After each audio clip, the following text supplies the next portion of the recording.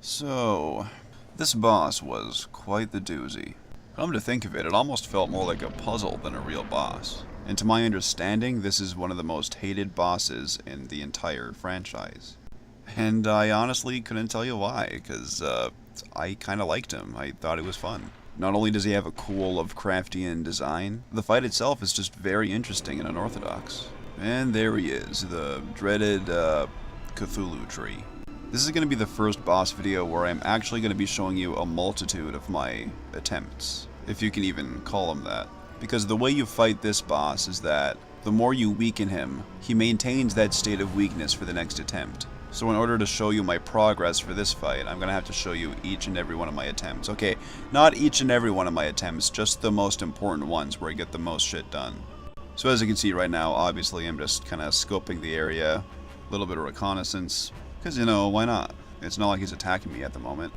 All I'm really able to gather right now is that the two orange force fields on his left and right sides must be guarding his weak points. Or at least I thought they were force fields. It didn't seem like I was able to cross them at first, until I actually did it later.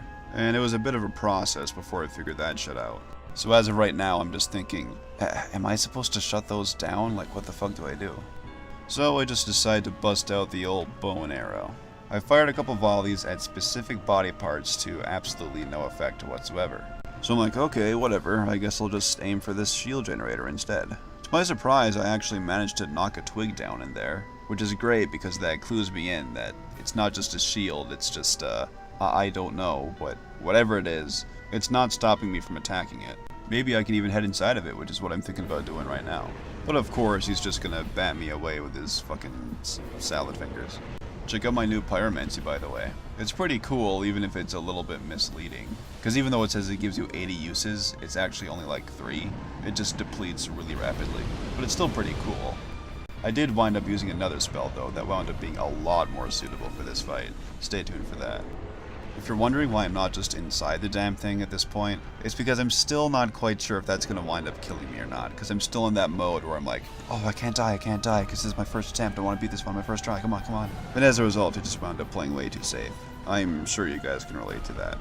I just kind of wanted to show you guys, like, my thought process during this fight. And, oh god, it's so gross, it's almost a one-shot. That's the only time he ever did that to me, too.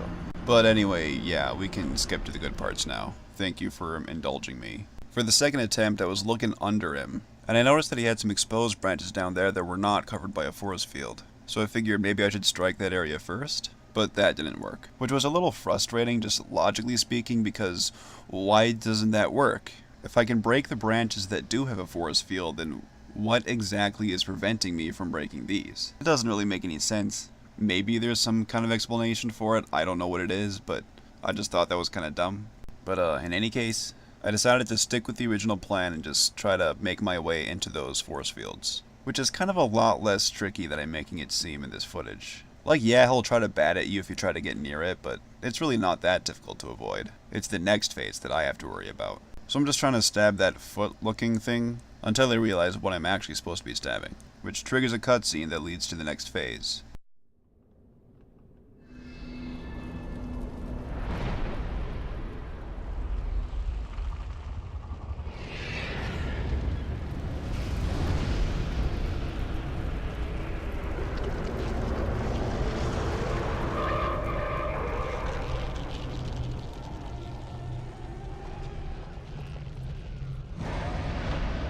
This is pretty much the point where the purpose of the whole fight just kind of clicked with me, and I pretty much understood what I had to do next.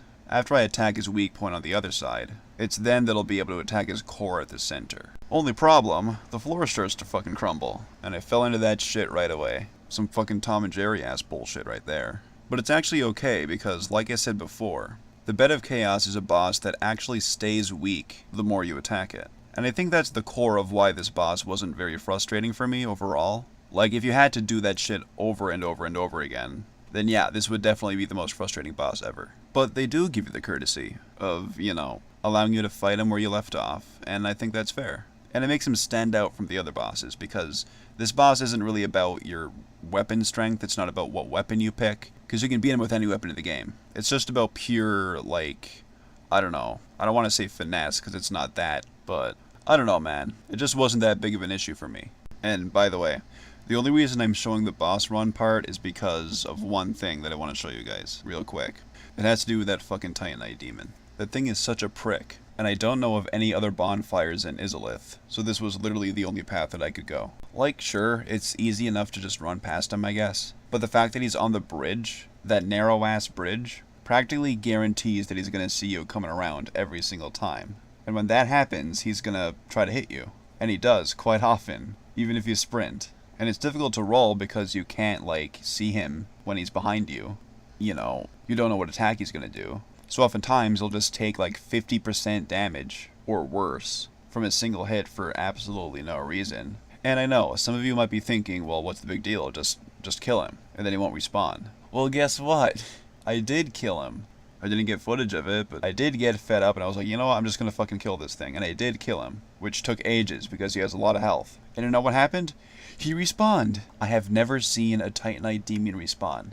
I didn't know it could happen, but apparently it can here. So you're just perpetually stuck with this nuisance on the bridge every single time. And I guess it's cool to have an infinite source of, like, demon Titanite. Actually, that's really cool. I actually appreciate that. But still, it's like, it's still a major nuisance, and ugh.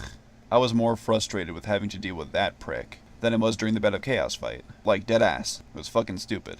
Anyway, so as you can see, this is just kind of a throwaway attempt, because I died like a bitch in this one. But I'm just showing this to demonstrate that, yes, he does maintain his second phase from this point forward. I already took care of the weak point on the right side, so I don't gotta do that shit again.